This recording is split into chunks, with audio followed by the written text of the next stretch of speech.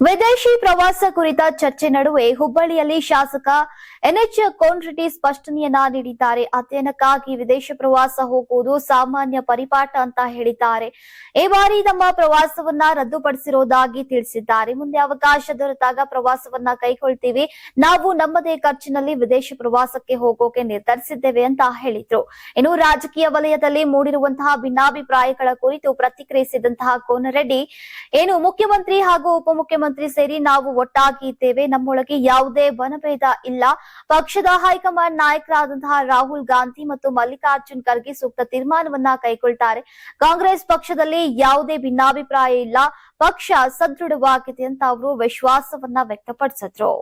ಈಗಾಗಲೇ ಮುಖ್ಯಮಂತ್ರಿಗಳು ಉಪಮುಖ್ಯಮಂತ್ರಿಗಳು ಸೇರಿ ನಾವೆಲ್ಲರೂ ಒಗ್ಗಟ್ಟಾಗಿ ನಮ್ಮ ತೀರ್ಮಾನ ನಾವೆಲ್ಲ ಒಗ್ಗಟ್ಟಾಗಿರ್ತೀವಿ. ನೀವು ಯಾವ ಶಾಸಕರು ಮಾತನಾಡಬಾರ್ದು ಅಂತ ನಮ್ಗೆ ಹೇಳ್ಯಾರ ಹೈಕಮಾಂಡ್ ಕೂಡ. ಮತ್ತೆ ನಮ್ಮನ್ನೇನು ಕೇಳಿದ್ರೆ ನಾವೇನು ಉತ್ತರ ಹೇಳ್ಬೇಕೀಗ?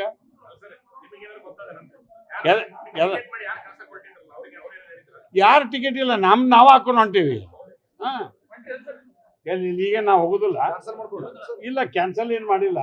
ಮತ್ ಮುಂದೆ ಹೋಗ್ತೇನೆ, ಈಗ ಹೋಗಲ್ಲ. ನಾ ಕಾಂಗ್ರೆಸ್ ಟೀಮ್ ಕೂಡ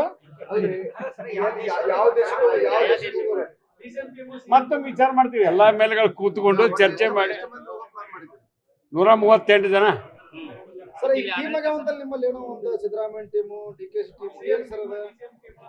ನಮ್ಮ ಟೀಮ್ ಇಲ್ಲ, ಕಾಂಗ್ರೆಸ್ ಬಣ ಒಂದೇ ಇರೋದು.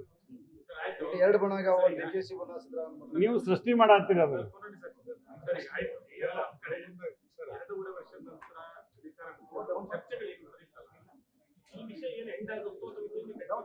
ಈಗ ಹೈಕಮಾಂಡು ನಮ್ಮ AIC ಅಧ್ಯಕ್ಷರಾದಂಥ ಸನ್ಮಾನ್ಯ ಮಲ್ಲಿಕಾರ್ಜುನ್ ಖರ್ಗೆ ಸಾಹೇಬರು, ರಾಹುಲ್ ಗಾಂಧಿ ಸಾಹೇಬರು, ಪ್ರಿಯಾಂಕ್ ಗಾಂಧಿ ಅವರು, ಸೋನಿಯಾ ಮೇಡಮ್ ಅವರು, ಸುರ್ಜೇವಾಲ್ ಅವರು, ಆಮೇಲೆ ವೇಣುಗೋಪಾಲ್ ಸಾಹೇಬ್ರು ಕೂತು ಚರ್ಚೆ ಮಾಡಿ ಏನಾದ್ರು ಒಂದು ತೀರ್ಮಾನಕ್ಕೆ ಬರ್ತಾರ.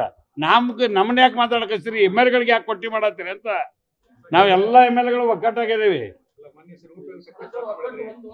ಅಲ್ಲಲ್ಲ, ಒಂದು ಹುಬ್ಬಳ್ಳಿಯಲ್ಲಿ ಪ್ರಸಾದ್ ಅಬ್ಬಯ್ಯವರು ಮತ್ತು ಜಮೀರ್ ಅಹ್ಮದ್ ಅವರ ನೇತೃತ್ವದಲ್ಲಿ ದೊಡ್ಡ ಕಾರ್ಯಕ್ರಮ ಆಗಿದೆ.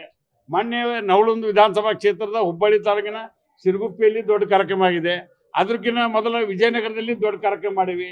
ಕಾಂಗ್ರೆಸ್ ಪಕ್ಷ ಸದೃಢವಾಗಿದೆ ಕರ್ನಾಟಕದಲ್ಲಿ.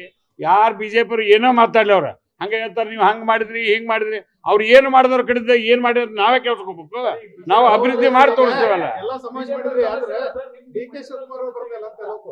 DK ಶಿವಕುಮಾರ್ ಸಾಹೇಬ್ರು ನಮ್ಮ ಕಾರ್ಯಕ್ರಮಕ್ಕೆ ಅವ್ರ ಇಲಾಖೆದ ಅವರೇ ಅದನ್ನೆಲ್ಲ ಸೂಚನೆ ಕೊಟ್ಟಿದ್ದು.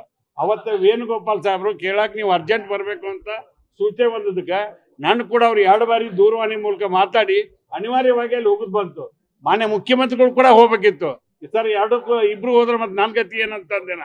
ಅವಾಗ ಒಬ್ರು ಹೋಗಿ ಒಬ್ರು ಉಳಿದದ್ದು ಅಷ್ಟೇ. ಅದಕ್ಕೇನು ಅರ್ಥ ಬೇರೆ ಕಲ್ಪಿಸ್ಬೇಕಾದಂತ ಅವಶ್ಯಕತೆ ಇಲ್ಲ. ಯಾರು ನಂದು ಕ್ಯಾನ್ಸಲ್ ಆಗಿದೆ, ಉಳ್ಕಿದವ್ರು ನನ್ಗೆ ಗೊತ್ತಿಲ್ಲ. ಗ್ರೂಪ್ ಟಿಕೆಟ್ ಮಾಡಿಸಿದ್ರಂತಲ್ಲ ಸರ್? ಯಾರ್ದು ಗ್ರೂಪ್ ಟಿಕೆಟ್ ಮಾಡಿಸಿದ್ರಂತಲ್ಲ? ಹಿಂಗೆಲ್ಲ ಭಾಳ ಪ್ರಶ್ನೆ ಕೇಳಕತ್ತೀರಿ, ಉತ್ತರ ಹೇಳೋದು ಭಾಳ ಕಠಿಣ ಐತಿ. ನಾವ್ ಜಾಸ್ತಿ ಕೇಳಕ್ ಹೋಗ್ಬೇಡ್ರಿ. ನಾವೆಲ್ಲರೂ ಒಕ್ಕಟ್ಟಾಗಿದ್ದೀವಿ. ಸರ್ಕಾರ ಸಮರ್ಥವಾಗಿ 2028ಕ್ಕೂ ನಾವು ಬರ್ತೀವಿ. ಮತ್ತ ಬಂದಿಟ್ಕೋರಿ. ಇವತ್ತ ಕೋನರೆಡ್ಡಿ ಅವ್ರು ಏನ್ ಹೇಳ್ತಾರ ಅದ ಕರೆ. ಯಾರಾಗ್ತಾರೆ MLA ಅಭ್ಯರ್ಥಿ 2028 ಶೀಘ್ರದಲ್ಲೇ. ಪ್ರತಿದಿನ ಒಂದೊಂದು ಕ್ಷೇತ್ರದ ಟಿಕೆಟ್ ಆಕಾಂಕ್ಷಿಗಳ ಸಂಪೂರ್ಣ ಮಾಹಿತಿ ಪೊಲಿಟಿಕಲ್ ಜರ್ನಲಿಸ್ಟ್ KM ಶಿವಕುಮಾರ್ ಅವರಿಂದ. ಕರ್ನಾಟಕದ ನಂಬರ್ 1 ಡಿಜಿಟಲ್ ಮೀಡಿಯಾ ನಿಮ್ಮ ನೆಚ್ಚಿನ ಕರ್ನಾಟಕ ಟಿವಿಯಲ್ಲಿ ಮಾತ್ರ. ನೀವು ಸಣ್ಣ ಆಗ್ಬೇಕಲ್ವಾ? ಅದು ಒಂದು ಉತ್ತಮ ಆಹಾರದಿಂದ ಸಣ್ಣ ಆಗ್ಬೇಕಲ್ವಾ? ಪ್ರತಿದಿನ ನಮ್ಮ ಜೀನಿ ಸ್ಲಿಮ್ ನ ಯೂಸ್ ಮಾಡಿ ಯಾವುದೇ ಸೈಡ್ ಎಫೆಕ್ಟ್ ಇಲ್ದಂಗೆ ನೀವು ಸಣ್ಣ ಆಗ್ತೀರಾ.